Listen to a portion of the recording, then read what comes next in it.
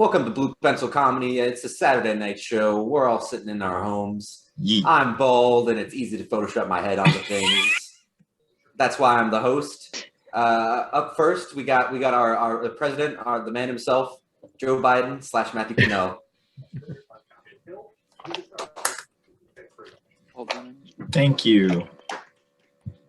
I'm pinning myself. Kinky.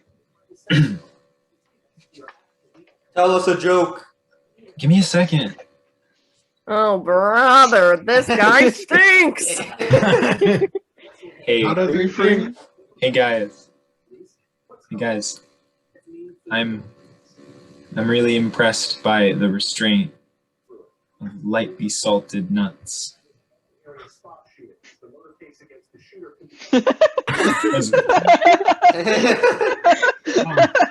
Oh, that's a joke. You will. It's good. Oh, that was the best possible response to that. Yeah. So that's my first joke. Has anybody ever seen a survival thing and they told you that if there's a shark attacking you, you should punch it in the nose? Like that's like the way to fend off a shark.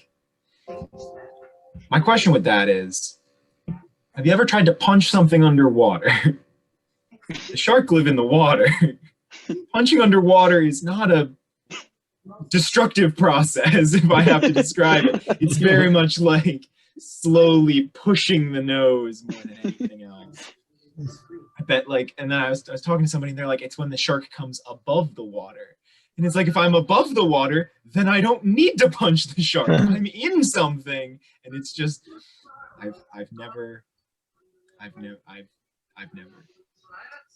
I'm sorry if I seem a bit out of it. I've not been sleeping very well. I think it's it's because of the monster in my closet.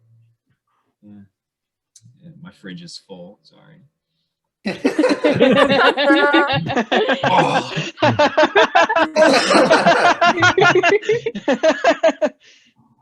How does that taste that bad? I've literally drank soy sauce on stage. The monster is worse. I have some soy sauce right here. And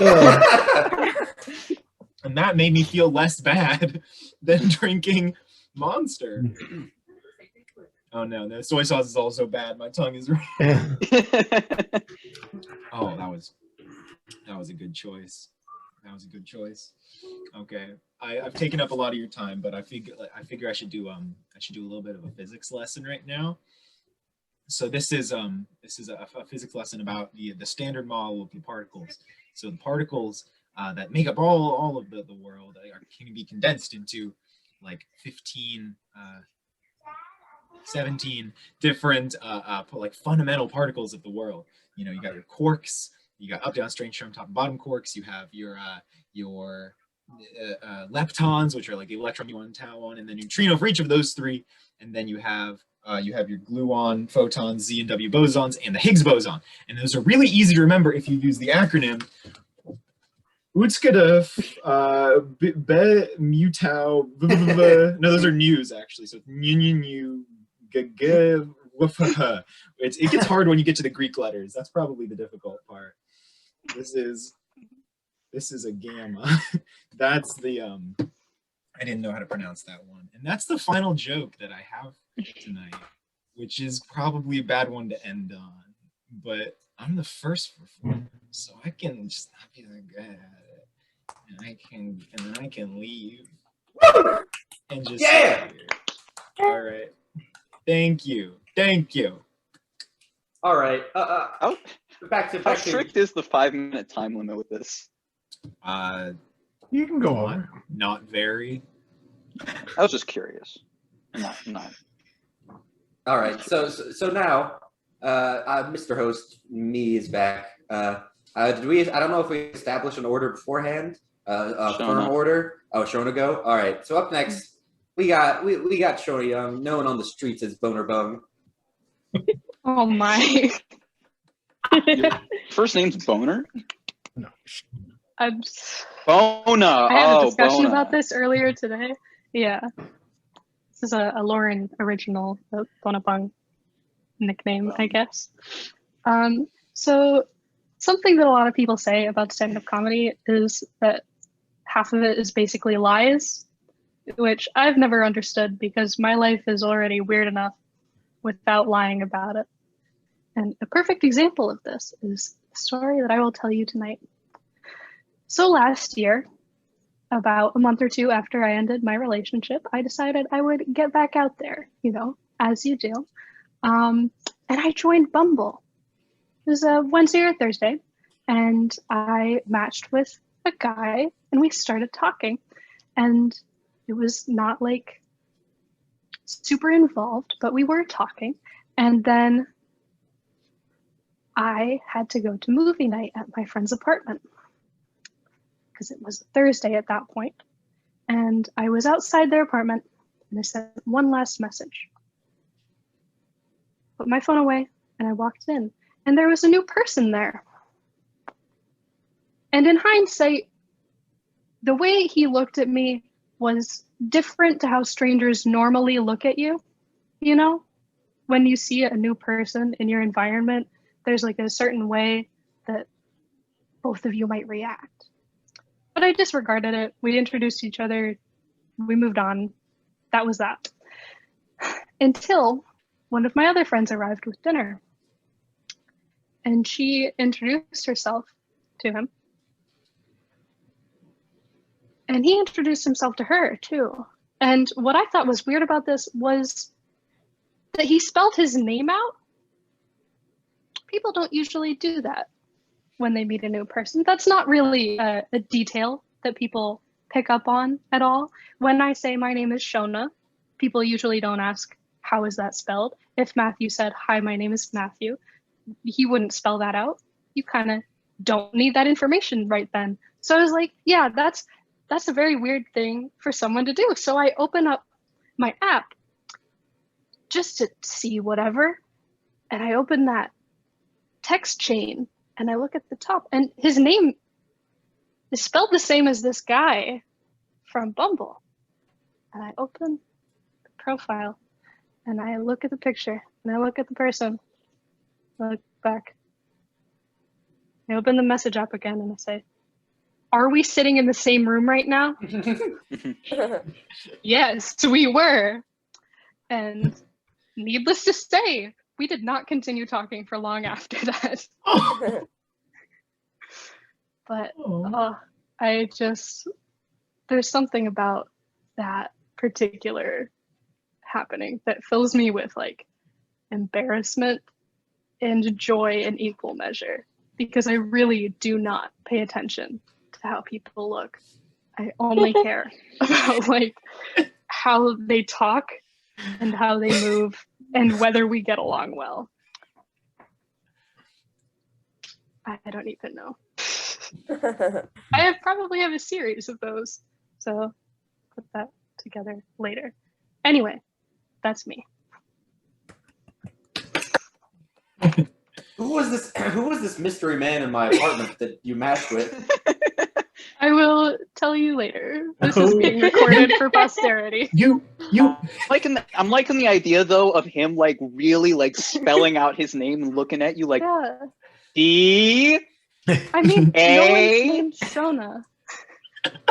No one is named Shona. So when other people greeted me as Shona, he must have immediately been like, oh, that's that person. But he had a relatively common name. So I did not pick up on it at all. I got it. Did he walk up to you and go like, oh, SHONA, that's you, right? I don't think so, but I am really he spelled not out your socially name. literate. It was such a coincidence, I never would have known. Have you ever seen Parks and also- Recreation?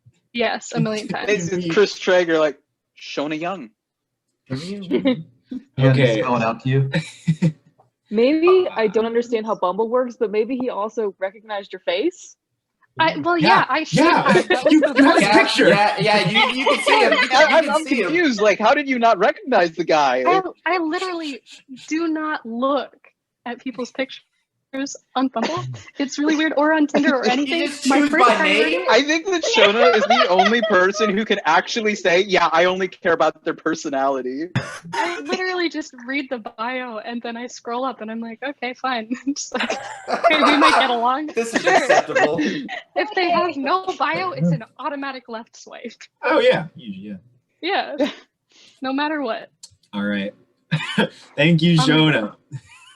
Up next, we got what known on the streets as Biley Borsch, or the abortion maker. What the fuck? What the hell is wrong with you? We didn't agree on that. Terrible. We didn't agree on that one beforehand. What the fuck? It's not Nathan? it's not against the rules. His name is Borsch. It fits right in the middle, like do abortion like butter. So it had to be said. What do you think the rules are? There's no rules guess- against abortions. There isn't, but why would you put my Are name in it? explicitly. Because your name is the only name that can fit in there. Yes. Sean, I'm pinning both of you He's not here, though. until Nathan I know, behaves. but you could technically force it there. Oh. Anyways, Riley's got some comedy. Why don't you do some comedy, funny man? If I can get the lighting up so I can actually. All right. Wait, what was I gonna say? Oh yeah, right. I'm so nervous. I'm more nervous doing this than I am actually being on stage. Oh yeah. Let's see. Okay. Biggest overrated thing, bowling. I hate bowling. It always goes the same way. Like my friends, they'll invite me out. They'll say, hey, we should go bowl. It sounds gross. It sounds wrong. We go to like an abandoned department store, but they call it like a bowling alley. You know, you take a couple steps in. First step in, like my foot goes down 6 feet under in that carpet. It's so soggy. I can smell the pizza and the pepperoni that is stitched to the floor. Go up to the receptionist. They say, hey, what are you here for? We're here to bowl. That's what we do. They say, what's your shoe size? I give them my shoe size. You know what they do? They laugh. All right, there's a new insecurity, bowling. It's amazing. Then they give me these fucking clown shoes. They're clown shoes because they always like give you your size, but like two bigger. So you awkwardly shuffle around. I got to go over, pick out my bowling ball. My fingers are so stubby. I don't get any of the cool looking bowling balls, like the ball with the flame pattern. No, I get the pink magenta ball. And you know what? Fuck it. It looks cool. I'm going to own it. I'm going to own it. I walk over to my friends. They're like, oh, you got the girly ball. It's like, yes, I got the girly ball. I know. We go to like the far right lane. They like tap in my name on that monitor where it takes like 5 taps just to get one letter. They're like, do you want the baby bumpers? It's like, no, I don't need the baby bumpers. I got this. I'm good. I'm going second. My friend's going first. You know what he says to me? He says, hey, I'm not even that good. I'm not even that good. He's got like the bowling ball with the flame pattern. I'm not even that good. He's lying. Like he goes up there, his motion, smooth as a swan. It's he throws the bowling ball. It goes 1,000,000 miles per hour at the pin. They explode in a fiery blitz of glory. Everybody's looking. They all come simultaneously. Everybody there orgasms. There's semen everywhere. You look up at the screen. There's like that 2000 CGI animation of like the bowling pin. There's a bowling pin having sex with another bowling pin. And it just says in big bold letters, strike. And he's like, he turns around. He looks at me. You know what? That was a fluke. It isn't a fluke. My friend knew that bowling is a big dick measuring contest, and he took out his 14-inch cock, and he went. Pff. He took his cock out, and he went. Pff. And you know what I thought? I said, "Hey, I'm gonna do what he just did. I'm gonna do what he did. I take my pink magenta bowling ball. I walk up to the lane. I throw it, and it's not even like close. It does a fuck. It's literally an L. It does an L shape. It goes down the bowling alley, and it goes into the gutter. And it just rolls there for 5 seconds. I get 0 pins, 0. I look up to the TV screen with the 2000s CGI animation, that bowling pin that just fucked the other one. Yeah, his wife left with the kids. His wife took the kids. He takes his red bowling pin neck and puts it in a noose and kills himself. And it says gutter ball. I killed the bowling pin. My friends are like, oh, you were close. I wasn't fucking close.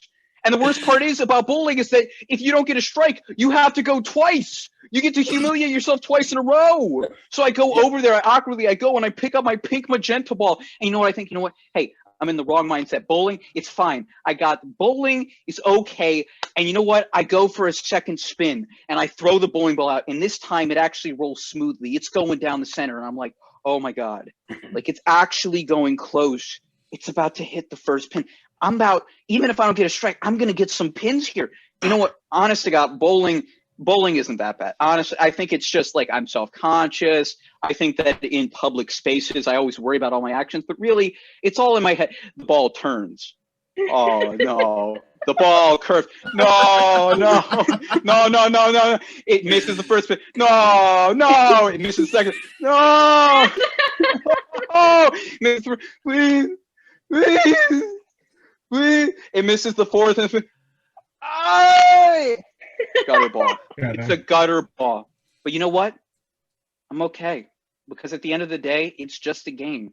It's just a game. I turn around, my friends are like, you okay? My one friend walks up to me. His 14-inch cock is still out there swinging about. You okay, bro? It's like, yeah. It's just a game. And you know what? At the end of the day, I'm just glad to be here with all you guys. It's nice to be here. And I walk back and I sit down and I'm proud of myself. Then my other friend walks up and he gets the strike. I don't want to be here anymore. That would be my set. Oh. Thank you, Riley Borsch, for that one act play. Oh my god. To end this evening, it is my turn to do the funnies. Hold on, I will share my screen. Ooh. Because I have a short presentation. It means you'll no longer be able to look upon my visage. You don't get to see the egg. Share screen. Let's see here. There we go. Ooh. All right. Here's my presentation. Buckle up, boys. I was in a weird mood today, and I was thinking, how can I solve the world's problems in one fell swoop? And I think I've done a very good job. I think the world no longer has any problems. All right. So problem 1, cyberbullying. It's a big problem with the youth. They're always calling each other the words on the internet, like the abortion maker, and it really hurts. It hurts the youth. So my solution is a computer that has a comic punching glove on it. I found the stock image of a little child with a mustache. Now you might think that the way this device works is that this device would punch bullies who type mean things, and you couldn't be more wrong. This device allows any enterprising bully to physically punch the subject of their abuse from anywhere. This eliminates the cyberbullying aspect by making it just good old-fashioned physical bullying. So via semantics, cyberbullying is no more. Problem 2, wealth inequality. I think this solution speaks for itself. Problem 3, climate change. Now this is a big problem, existential threat to humanity, as some would say. And the world's best science minds don't know what the fuck, but I know. Nathan knows. This is what I like to call the big sniffer. This giant flying nose patrols our world and ruthlessly sniffs any harmful emissions. The big sniffer does have self-awareness. I have designed it to have that, but I have programmed it to hate its job. I just think it would be funny to have a giant discontent nose flying around. It is as effective as it is terrifying. Problem 4, starvation. Sometimes people just don't got enough to eat. There's a myriad number of factors. Our world's best minds don't know what to do about it. But I found the solution. It's right in front of us all along. You see, the sniffer is giant. and it's made out of a highly nutritious vegetable and meat mixture. Ooh. Any starving person can look to the sky and attempt to wrangle their local sniffer.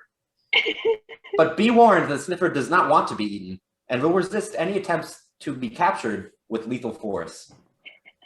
Jesus. Problem 5, nuclear proliferation. Now, this is a problem. Everyone's got nukes. Your mom's got nukes. Your brother has nukes.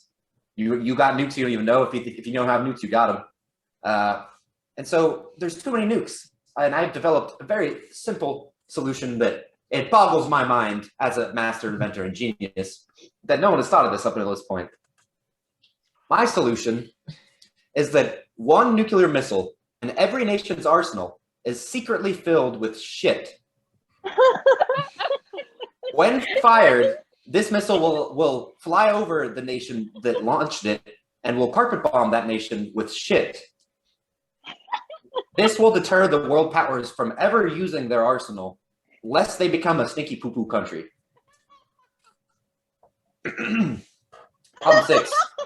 Patriarchal control of female anatomy. Sorry, I'm getting gotta drink my brain juice. So you know what's going on. Men like to control female anatomy. They don't understand it, and so my solution is simply a goblin with ketchup packets. Now let me explain this one. Once a month, this little scamp right here, he visits every man in the world and he beats the shit out of them and squirts ketchup in his underwear.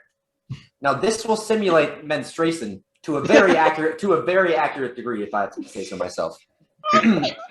Hopefully this will make men more empathetic.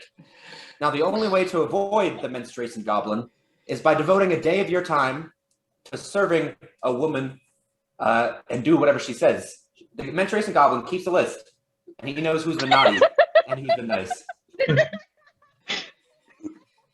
Problem 7, you need a smart, funny, handsome, charming man to have sex with. Solution, bada bing, bada boom. Hey. That's my time. Thank you. I've solved all the world's problems. Oh my. I will admit, a part of me really hoped that every solution was just going to be the flying discombobulated nose. Yeah, I thought about that, but then I was like, that's too strong. You need something charming to have sex with discombobulated nose.